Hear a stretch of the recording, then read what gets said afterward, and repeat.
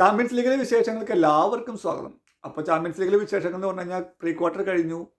അതിശയകരമായ pre quarter മത്സരങ്ങളാണ് കണ്ടത്. അതിൽ പ്രത്യേകിച്ചും പ്രീമിയർ ലീഗ് ടീമുകളിലെ ഒന്ന് രണ്ട് ടീമുകളിലെ വളരെ മോശം പെർഫോമൻസും അവർക്ക് ഗോൾ മഴ പെയ്യിച്ചിട്ടാണ് മറു ടീമുകൾക്ക് ക്വാർട്ടറിൽ കടന്നത്. ചില പ്രീമിയർ ലീഗ് ടീമുകൾ എന്ന് വെച്ച് കഴിഞ്ഞാൽ ആഴ്സണലും ലിവർപൂളൊക്കെ മോശമില്ലാത്ത രീതിയിൽ തന്നെ ക്വാർട്ടറിൽ കടന്നിട്ടുണ്ട്. ഞാൻ നേരത്തെ പറഞ്ഞ ടീമുകൾ എന്ന് പറഞ്ഞു കഴിഞ്ഞാൽ ഒന്ന് ടോട്ടനും ചെൽസിയുടെ കാര്യമാണ്. ഓക്കെ, എനിവേ നമുക്ക് ക്വാർട്ടറിലേക്ക് വരാണെങ്കിൽ ക്വാർട്ടറിൻ്റെ ഫിക്സ്ചേഴ്സ് ഒന്ന് നോക്കാം. ഫിക്സ്ചേഴ്സ് അതിഭയങ്കരമായ ഫിക്സ്ചേഴ്സാണ്. അതിൽ ഒന്നാമത്തെ അതിഭയങ്കരമായ ഫിക്സ്ചറാണ് റയൽ മാഡ്രിഡ് വേഴ്സസ് ബയേൺ. രണ്ട് ജയൻ്റ് ആയിട്ടുള്ള ആൾക്കാർ ഏറ്റുമുട്ടുന്നു. കാണാൻ നല്ല രസമുണ്ടാവും. ഒന്നിൻ്റെ പരിപാടി തീരുള്ളൂ. അത് കാരണം കൊണ്ട് പ്രീ ക്വാർട്ടറിൽ റയൽ മാഡ്രിഡ് മാഞ്ചസ്റ്റർ സിറ്റി ആയിരുന്നു. അതും ഭയങ്കര ഇൻട്രസ്റ്റിംഗ് ആയിട്ടുള്ള കളിയായിരുന്നു. അതും രണ്ട് ഹെവി വെയിറ്റുകളായിരുന്നു. അതിൽ പ്രീമിയർ ലീഗിലെ രണ്ടാം സ്ഥാനക്കാരുടെ ആ ഒരു വെല്ലുവിളി മറികടന്നിട്ട് റയൽ മാഡ്രിഡ് തന്നെ ക്വാർട്ടറിൽ കയറിയിരുന്നു. ഈ ചാമ്പ്യൻസ് ലീഗ് എന്നൊക്കെ പറയുമ്പോൾ റയൽ മാഡ്രിഡിന് പ്രത്യേക ഒരു എനർജിയാണ്. നമ്മൾ എടുത്ത് പറയണം. അവരെങ്ങനെയെങ്കിലൊക്കെ ജയിക്കാൻ നോക്കും.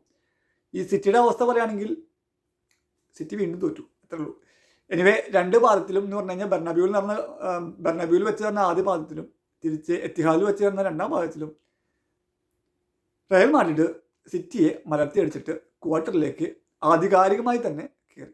സിറ്റി ജയിക്കുന്നൊക്കെ പണ്ഡിറ്റുകൾ ഉൾപ്പെടെ, ഫുട്ബോളിനെ വിലയിരുത്തുന്ന പണ്ഡിറ്റുകൾ ഉൾപ്പെടെ പറഞ്ഞിരുന്നു. ജാമ്യ കാരികളടക്കം പറഞ്ഞിരുന്നു സിറ്റിക്കായിരുന്നു സാധ്യത കൂടുതലെന്ന് പറഞ്ഞിരുന്നത്. അതൊക്കെ വെള്ളത്തിൽ വരച്ച് വര പോലെ മാറ്റിയിട്ട് റയൽ മാഡ്രിഡ് അങ്ങോട്ട് ക്വാർട്ടറിലേക്ക് കയറി. ഈ റയൽ മാഡ്രിഡാണ് ബയേണിനെ നേരിടാണത്. ബയേണാച്ചെങ്കിൽ എനിക്ക് ബയേണിന് ഓർമ്മ വരുമ്പോൾ ജർമ്മനിയല്ലേ ഒരു ബറ്റാലിയൻ പോലെയൊക്കെ ഓർമ്മ വരിക. എന്ന് പറഞ്ഞാൽ യുദ്ധത്തിന് വേണ്ടി സന്നാഹിച്ച് നിൽക്കുന്ന ഒരു ബറ്റാലിയൻ പോലെയാണ് എനിക്ക് ബയേണിന് ഓർമ്മ വരിക. അപ്പോൾ അത് നല്ലൊരു ക്ലാഷ് ആയിരിക്കും. ബയേണാച്ചെങ്കിൽ അറ്റ്ലാന്റിനെ വെള്ളം കുടിപ്പിച്ചിട്ടാണ് എന്ന് പറഞ്ഞു കഴിഞ്ഞാൽ ഏതാണ്ട് മുക്കിക്കൊന്ന അവസ്ഥയിലാക്കിയിട്ടാണ് ബയേണും ഈ ക്വാർട്ടർ ഫൈനലിലേക്കുള്ള ടിക്കറ്റ് എടുത്തത്. റയൽ മാഡ്രിഡിന് മുന്നിൽ എന്തും സംഭവിക്കാം. നല്ലൊരു ക്ലാഷ് ആയിരിക്കും അത്. അപ്പോൾ അതെന്തായാലും രണ്ട് പാദമായിരിക്കുമ്പോൾ മിക്കവാറും അൺപ്രഡിക്റ്റബിൾ ആണ്. പക്ഷേ എൻ്റെ ഒരു പ്രഡിക്റ്റ് വേണം പറയുകയാണെങ്കിൽ എനിക്കൊന്നും പറയാനില്ല. കാരണം റയൽ മാഡ്രിഡ് ഈ ചാമ്പ്യൻസ് ലീഗിൽ റയൽ മാഡ്രിഡിൻ്റെ വേറൊരു മുഖമാണ് നമ്മൾ കാണുക. പക്ഷേ ബയേണാച്ചെങ്കിൽ എല്ലാവരും ഇടിച്ച് തരിപ്പണാക്കി പോകാനുള്ള ഒരു മെൻറ്റാലിറ്റിയാണ്. ഹാരി കെയ്നും ലൂയിസ് ഡയസ് ഒക്കെ മാതിരി ഫോമിലാണ് കളിക്കുന്നത്, എല്ലാവർക്കും അറിയാം. അപ്പോൾ അതൊരു ക്ലാസിക് മത്സരമായിരിക്കും. അടുത്ത കളി എന്ന് പറഞ്ഞു കഴിഞ്ഞാൽ പിന്നെ നമ്മുടെ ആഴ്സണൽ പ്രീമിയർ ലീഗിൽ ടോപ്പിൽ നിൽക്കുന്ന ആഴ്സണൽ സ്പോർട്ടിങ്ങിനാണ് നേരിടുക. ആഴ്സണൽ ഓൾറെഡി ലെവർക്യൂസിനെ മലർത്തി അടിച്ചിട്ടാണ് വരുന്നത്. വലിയൊരു ബിഗ് സ്കോറൊന്നും അല്ലെങ്കിൽ പോലും ആധികാരികമായിട്ട് തന്നെയാണ് ഗണ്ണേഴ്സും ക്വാർട്ടർ ഫൈനലിൽ കയറിയത്. പിന്നെ സ്പോർട്ടിങ്ങിൻ്റെ അവസ്ഥ അറിയാലോ. ബോഡോ ഗ്ലിംസായിട്ടാണ് പ്രീ ക്വാർട്ടർ മത്സരം.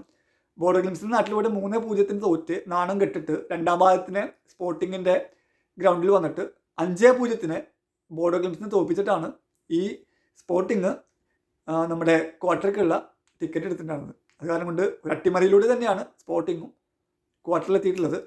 എനിക്ക് തോന്നുന്നു ആഴ്സണലിനെ പറ്റിയൊരു എതിരാളി തന്നെയാണ് നമ്മുടെ സ്പോർട്ടിങ്. കാരണം 3-0 പിന്നിൽ നിന്നിട്ട് 5 തിരിച്ചടിച്ചിട്ടാണ് സ്പോർട്ടിങ് ടിക്കറ്റ് എടുത്തത്. അത് കാരണം കൊണ്ട് ആർട്ടേറ്റയ്ക്ക് കുറച്ച് വയപ്പൊഴുക്കേണ്ടി വരും എന്നാണ് എനിക്ക് ആ കളിയെ കുറിച്ചിട്ട് തോന്നുന്നത്. പിന്നെ വേറെ കളികളാണ് PSG വേഴ്സസ് ലിവർപൂൾ.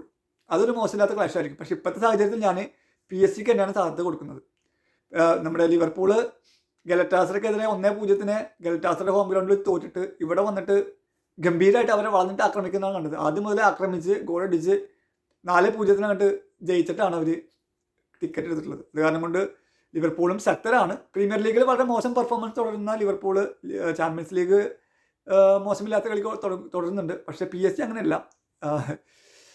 നമ്മുടെ ചെൽസിനെ 8 നിലയിൽ ടപ്പോ വെച്ചിട്ട് പൊട്ടിച്ചിട്ടാണ് PSG ക്വാർട്ടറിൽ കയറിയിട്ടുള്ളത്. അപ്പോൾ മിക്കവാറും എൻ്റെ പ്രഡിക്ഷൻ PSG എന്നാണ്. കാരണം PSG ലിവർപൂളിനെ അടിച്ചിട്ട് തന്നെയാണ് എൻ്റെ പ്രതീക്ഷ. ആ ബാർക്കോളയും ഡംബലിയും ഒക്കെ ഇടിമഴയായിട്ടാണ്, വിറ്റിനൊക്കെ ഇടിമഴയായിട്ടാണ് വരുന്നത്. അത് കാരണം കൊണ്ട് കൊടുങ്കാറ്റ് പോലെ നിൽക്കുന്ന PSG മുന്നിൽ ലിവർപൂൾ എങ്ങനെ പിടിച്ചു നിൽക്കാൻ പറ്റുന്നതാണ് നമ്മളിനി കാണുന്നത്. പിന്നെ ഒരു കളി കൂടി അതിൽ ബാക്കി നിൽക്കുന്നുണ്ട്. ബാഴ്സലോണ വേഴ്സസ് അത്ലറ്റിക്കോ മാഡ്രിഡ് മത്സരമാണ് അടുത്ത് തോന്നുള്ളത്. ഈ ലാലിഗയിലെ കൊമ്പന്മാരാണ് ഏറ്റുമുട്ടുന്നത്. ഇവർക്ക് പരസ്പരം നല്ല പരിചയമുണ്ട്. കാരണം ഇവർ ലാലിഗയിൽ പലപ്പോഴും ഏറ്റുമുട്ടിയിട്ടുള്ളതാണ്.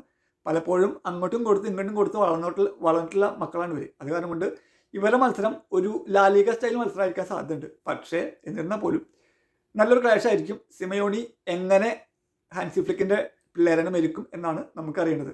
കുറച്ച് മേധാവിത്വം ഞാൻ ബാഴ്സലോണയ്ക്ക് കൊടുക്കുന്നുണ്ട്. അത് അവരുടെ കളിമികവ് തന്നെയാണ് കാരണം. അപ്പം ഇനി എങ്ങനെ സിമിയോണി ഇത് അതിജീവിക്കുന്നുള്ളത് നമുക്ക് കണ്ടറിയണം. ബാഴ്സലോണ ആണെങ്കിൽ നമ്മുടെ ന്യൂകാസിലിനെ 8-3 എന്നുള്ള സ്കോറിനെ തരിപ്പണാക്കിയിട്ടാണ് ക്വാർട്ടറിലേക്കുള്ള ടിക്കറ്റ് എടുത്തത്. തിരിച്ച് അത്ലറ്റിക്കോ മാഡ്രിഡ് ടോട്ടനത്തെ മോശമാക്കി നല്ലോണം അടിച്ചിട്ട് തന്നെയാണ് ക്വാർട്ടറിലേക്ക് വരുന്നത്. അപ്പോൾ രണ്ടുപേർ ശക്തർ തന്നെയാണ്. അപ്പോൾ അതും ഒരു ഇൻട്രസ്റ്റിംഗ് ഗെയിം ആയിരിക്കും. ആര് ഇന്നുള്ളിൽ നിന്ന് പുറത്തേക്ക് ചാടും എന്നറിയാൻ വേണ്ടിയിട്ട്. അപ്പോൾ ഇതൊക്കെയാണ് മത്സരങ്ങൾ. കിടിലൻ മത്സരങ്ങളാണ് വരുന്നത്. അപ്പോൾ എന്തായാലും മസ്റ്റ് ആയിട്ട് കാണേണ്ട മത്സരങ്ങളാണ്. എന്തായാലും ശക്തരായ ടീമുകൾ തന്നെയാണ്. ഒരു ശക്തർ എന്തായാലും ഇന്ന് പുറത്ത് പോയേ പറ്റൂ. അപ്പോൾ ഇൻട്രസ്റ്റിംഗ് ആയിട്ടുള്ള ക്വാർട്ടർ ഫൈനൽ 2 പാദം ഉണ്ടാവും, സെമി ഫൈനൽ ഉണ്ടാവും, ഇൻട്രസ്റ്റിംഗ് ആയിട്ടുള്ള ഫൈനൽ ഉണ്ടാവും. അനുയോജ്യരായവർ തന്നെ കപ്പ് എടുക്കട്ടെ.